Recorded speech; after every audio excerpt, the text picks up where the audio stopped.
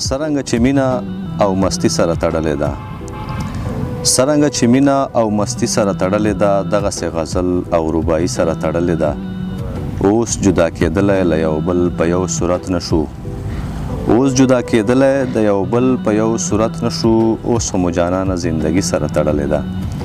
ډېرو ګرانو ملګرو خپرونه د پښتو ادبي ملاقاتونه کوربه زه اکرام الله امید او میلمه راسره ناست ده قدیر فدا چې له شیخ سلطان کلیزي له ټانک سره تعلق لري ښکلې شاعري کوي نو خوښه مو کړه چې له ده نه یو دوه کلام واورو او له خپلو ملګرو سره شیر کړو نو قدیر فدا چې دې نه بعد موږ ته خپل کلام وړاندې کړي د ده ډېره مننه کوو بسم الله الرحمن الرحیم غونډو ناول د پښتو ادبي ملاقاتو چې چورې لیدونکي اورېدونکي دي غونډو ته السلام علیکم یو چې ځواني وي بل دوراني ټیک ده یو چې ځواني وي بل دوراني ټیک ده بیا قطار تار زما گریواني ټیک ده ډېر زبردست یو چې ځواني وي بل دوراني ټیک ده بیا قطار تار زما گریواني ټیک ده د سپي رقیب خبره بالکل مکو خو که خبره د جاناني ټیک ده ډېر ښه بیا ووایه د سپي رقیب خبره بالکل مکو خو که خبره د جاناني ټیک ده چې علم زده کي بیا عمل پرې وکي داسې سړی که ملا جانې ټیک ده ډېر ښه بیا ووایه چې علم زده کي بیا عمل پرې وکي داسې سړی که ملا جانې ټیک ده غزل چې کړې مې ډېرې له ارمانه سره نن چو خبرې له جانانه سره کړې مې ډېرې له ارمانه سره نن چو خبرې له جانانه سره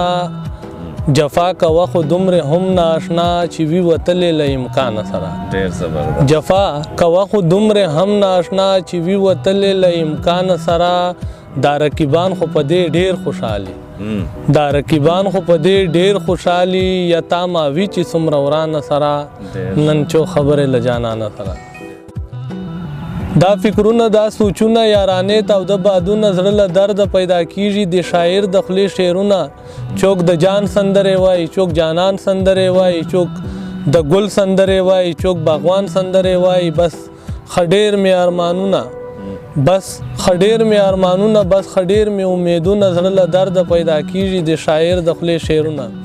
یا پښتونه غنم رنګه یا پښتونه ډک له ننګه ستړی نه یې لاله جنګه یې د یار کوڅو ملنګه لا پراته دي یادګارونه لا پراته دي یادګارونه ستا د تورو نشانونه زړه له درده پیدا کیږي د شاعر د خولې شعرونه یاره ستا د خولې خبرې یاره ډېرې زورورې دي خوږې لکه شکرې بل د سترګې جادوګرې هیر مې نه دي ستا لوظونه د دروغو قسمونه هیر مې نه دي ستا لوظونه د دروغو قسمونه زړه له درده پیدا کیږي د شاعر د خولې شعرونه چې فدا سره یاري وه چومرې کښلې زندګي وه چې فدا سره یاري وه چومرې کښلې زندګي وه که هر چومرې ملنګي وه بادشاهي وه بادشاهي وه ما په ساڼو کې ګلونه ما په ساڼو کې ګلونه ستا په غاړه میلونه زړه له درده پیدا کیږي د شاعر د خولې شعرونه ډېرو ګرانو ملګرو دا و قدیر فدا تاسو سره یې کښلي شعرونه شریک کړه موږ خوندونه ځینې پورته کړه امید کوو تاسو به هم خوند ځینې اخیستی وي خو دا وخت د موږ د پروګرام وخت هم سر ته رسېږي